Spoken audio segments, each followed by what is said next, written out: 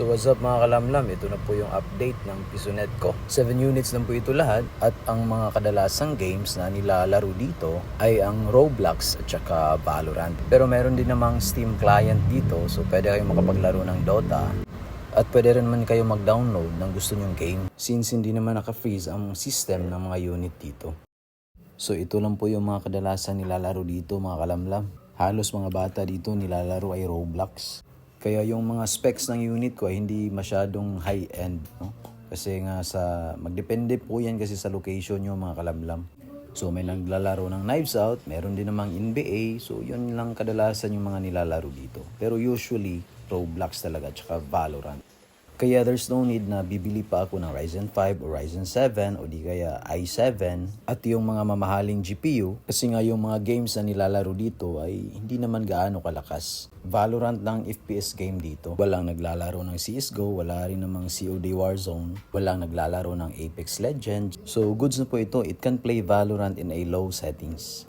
So mostly ang specs ng mga unit ko dito are the Athlon 200GE. At meron din akong isang Ryzen 5, 8GB lang yung RAM, wala ng mga GPU kasi sa AMD built-in na yung mga GPU dito. Yun yung kagandahan ng AMD compare sa Intel. Kaya I can really recommend AMD kung magtatayo kayo ng Pisonet business. So itong mga Athlon 200GE ko ay nasa 8 years na ata to. Basta before pandemic ko to nabili. So napalitan lang ng mga RAM, board, tsaka power supply.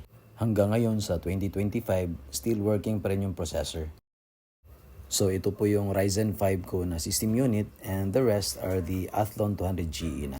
Tinry ko lang yung Ryzen 5 kung hindi ba mag-FPS drop during clashing. Kasi minsan yung Athlon 200GE natin ay magdadrop yung FPS. At doon ko na-realize na maganda talaga yung Ryzen 5 when it comes to Valorant. Pero ox naman din yung Athlon 200GE, siguro yung monitor lang talaga ang palitan.